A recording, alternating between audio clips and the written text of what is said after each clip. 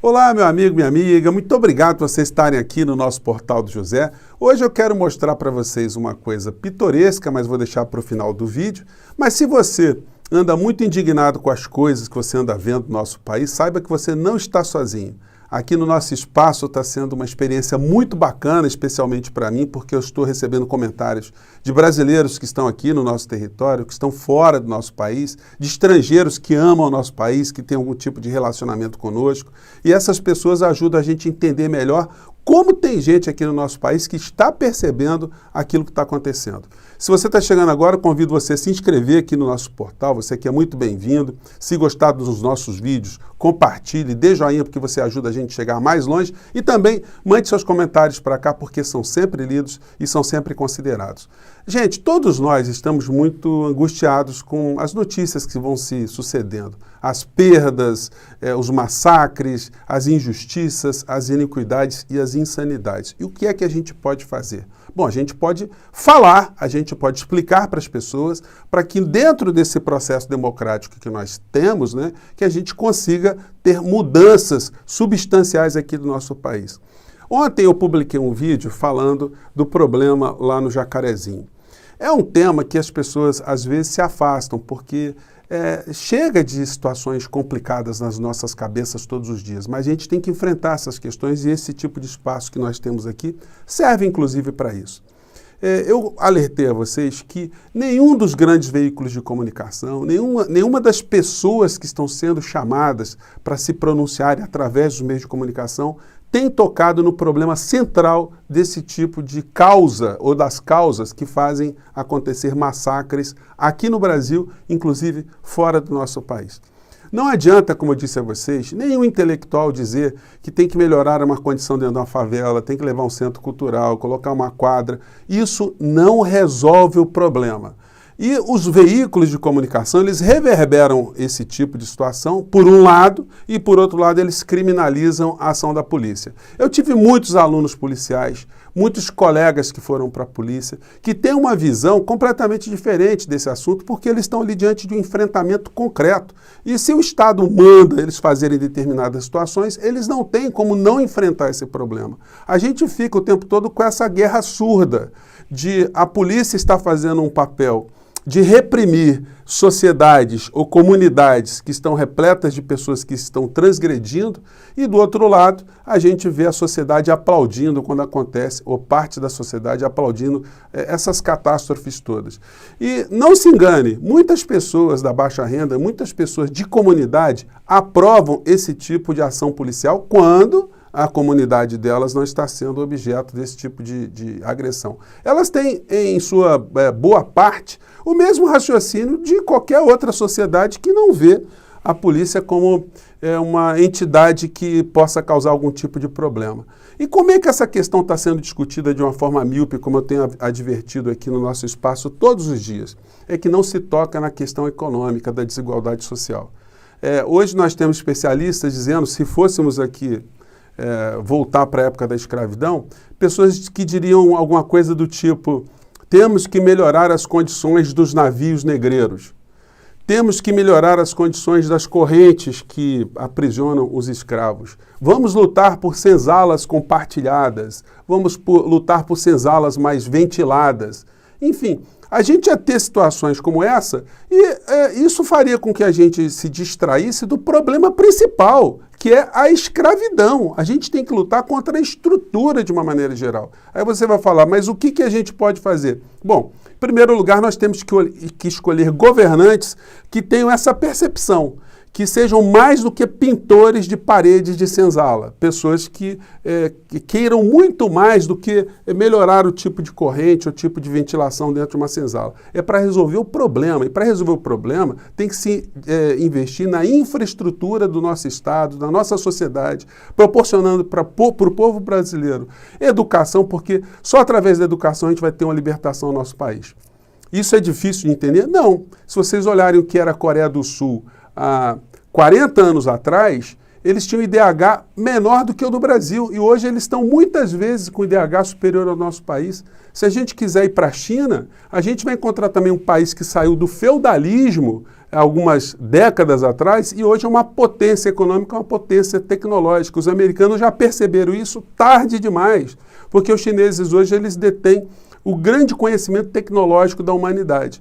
Isso está fazendo com que o Biden faça aquilo que nós devíamos ter feito aqui no nosso país há muito tempo atrás, investir em educação. Ele está lá com um programa maciço de investir em educação, de fazer com que todos os jovens tenham a melhor educação e que a ciência e tecnologia recebam um aporte muito grande de investimento. Só assim os americanos vão conseguir ou vão lutar para recuperar o tempo perdido em relação à China. Se a gente quiser pegar um país humilde, um país pobre como Cuba, nós vamos ver também que eles têm um alto nível de desenvolvimento educacional, eles têm menos conflitos sociais, até porque, como eu disse a vocês, as sociedades que equalizam direitos para os seus nacionais, elas têm menos problemas de violência de classe. E aí eu comparei no nosso vídeo ontem o Japão com Cuba, não porque sejam países que possam ser comparados economicamente, mas não, eu disse que o Japão, por ter uma equalização econômica, eles têm poucos conflitos sociais, conflitos envolvendo polícia enquanto órgão repressor de comunidades. Em Cuba, a mesma coisa, a gente poderia citar outros exemplos. A gente tem, na questão do Jacarezinho e na questão que envolve esse tipo de combate das polícias em relação a determinadas comunidades, o problema das drogas. Se vocês pegarem, por exemplo, um país distante, as Filipinas, eles, por conta desse discurso míope que acontece em países de terceiro mundo, alguns picaretas, alguns vigaristas conseguem fazer da emoção dessa situação binária de bandido versus polícia, polícia versus bandido, uma forma de angariar votos. O presidente filipino, ele foi eleito lá com uma espécie de bolsonarismo, né, adaptado para aquela cultura, onde se desenvolve uma guerra contra o tráfico. E aí, por conta disso, vale tudo. E aí, eu vou pegar aqui uma declaração desse presidente, para vocês, onde ele compara campo de concentração, a ação do Hitler, com o que ele quer fazer e está fazendo nas Filipinas. Vamos ver se dá para pegar a legenda aqui. Vamos lá. Hitler massacred 3 million Jews, 3 million drug addicts. I'd be happy to slaughter him.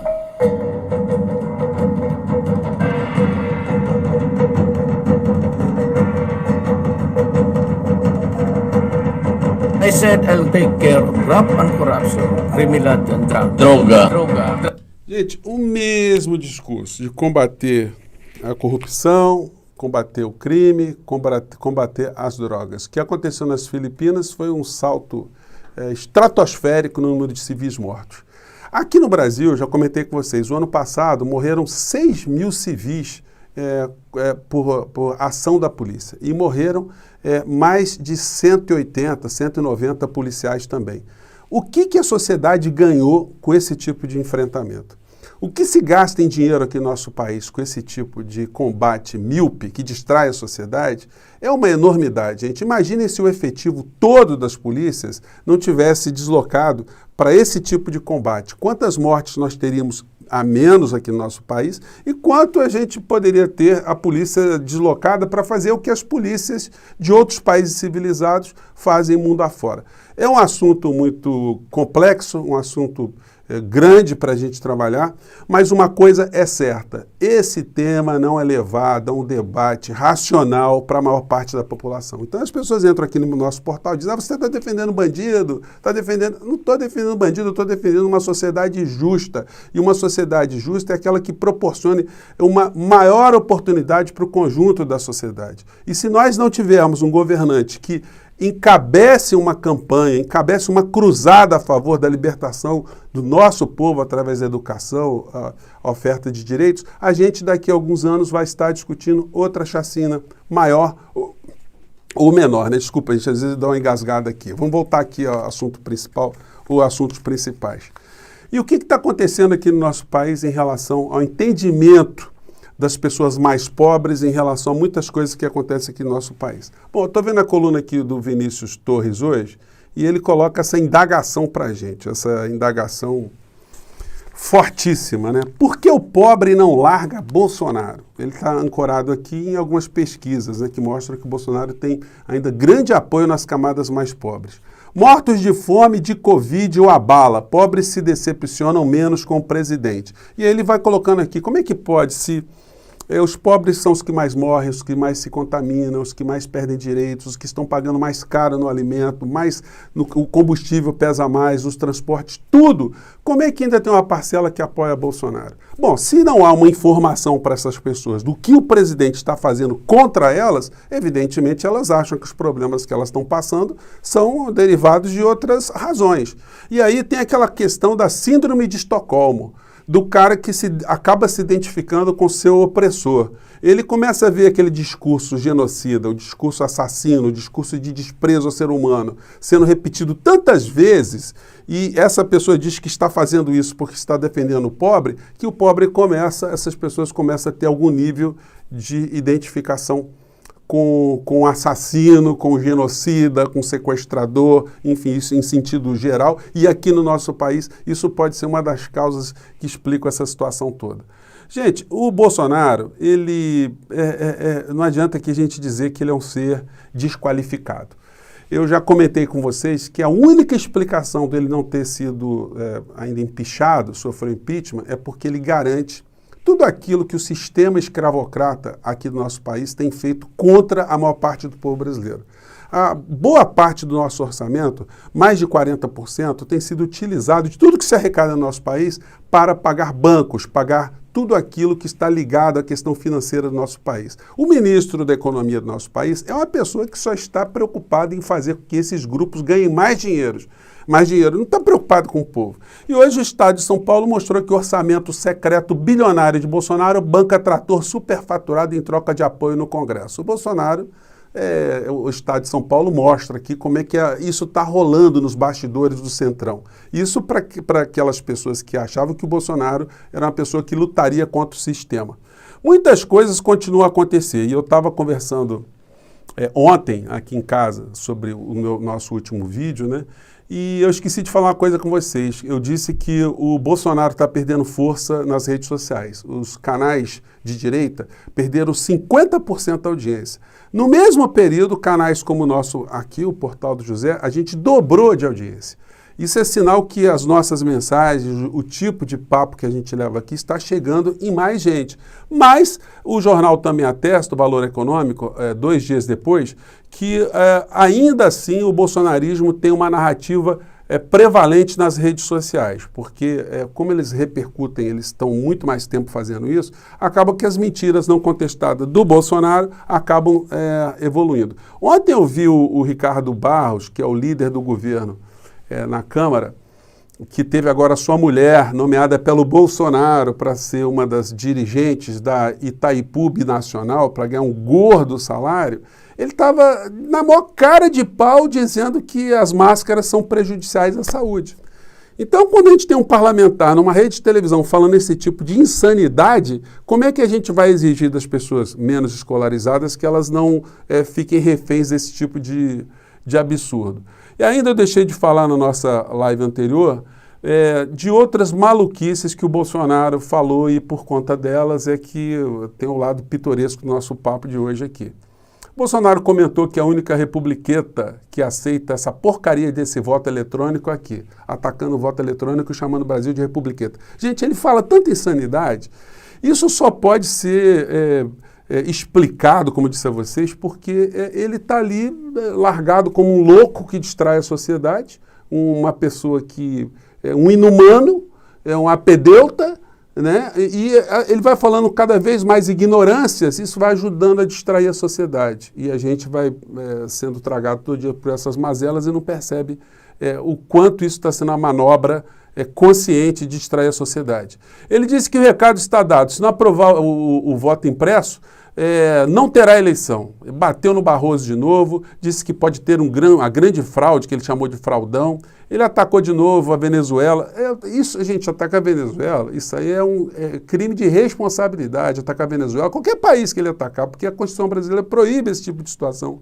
Atacou a Argentina de novo, dizendo que a Argentina está fazendo imposto agora contra os mais ricos. É a mesma coisa que o Biden está falando.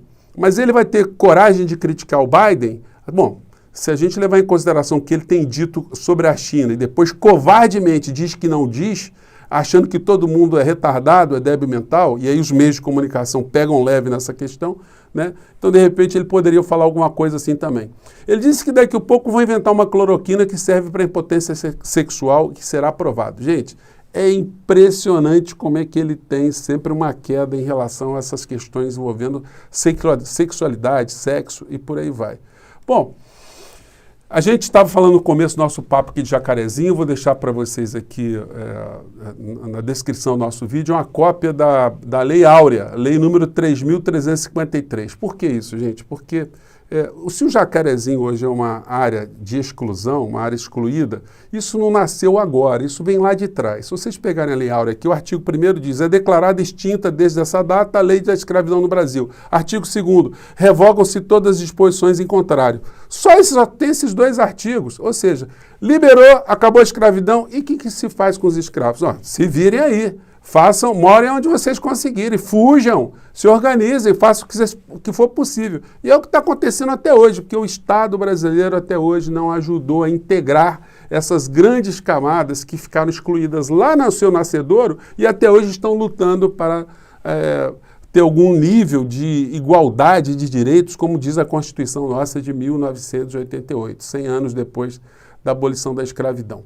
Bom, eu estava conversando aqui em casa se era possível alguém sã consciência falar tantas insanidades quanto o presidente brasileiro, e comentei, né? Aí a moça que trabalha aqui em casa, né? Ela deu o seu pitaco e eu achei tão bonitinho que eu quero compartilhar com vocês agora um momento pitoresco. Eu disse assim: puxa, se Deus quisesse fazer um animal falar, eu acho que ele colocaria alguma criatura próxima do Bolsonaro, né? Transformaria um animal no Bolsonaro. Ela falou assim: mas doutor José, Deus já fez uma jumenta falar, por que o presidente não pode falar também? Eu achei aquilo tão engraçado que eu fui pesquisar, eu não sabia disso, né? Que tem uma passagem bíblica que eu estou compartilhando agora com vocês. Ela me mostrou esse desenhozinho aqui, só nesse trechinho aqui da jumenta que foi falar depois de ser agredida aqui pelo senhor Balaão, né? Vou colocar esse trechinho aqui para a gente ter um domingo mais curioso, né? E alegre. Vamos lá. A jumenta falar? O que eu fiz para você me espancar 3 vezes? Balaão estava tão zangado que respondeu quase sem pensar: você me fez de tolo. Não sou sua jumenta, na qual você tem montado durante anos. Eu já fiz alguma coisa parecida com isso antes. Foi então que... A história bíblica, enfim, pesquisem que vocês vão ver as razões. Aqui eu não vou falar sobre o tema porque o nosso papo ia ficar muito longo, né? Mas se o Todo-Poderoso fez uma jumenta falar, a gente pode ter algumas explicações desse mundo bíblico, né? Por que é que nós temos essa criatura que é o presidente da República e por que ele tem esse comportamento. Gente, eu não quero ofender ninguém, mas, olha, a insanidade está muito forte, né? E é necessário a gente usar todo o nosso poder de crítica para levantar algumas questões. Eu fico por aqui. Muito obrigado por vocês estarem conosco e até o nosso próximo encontro. Tchau.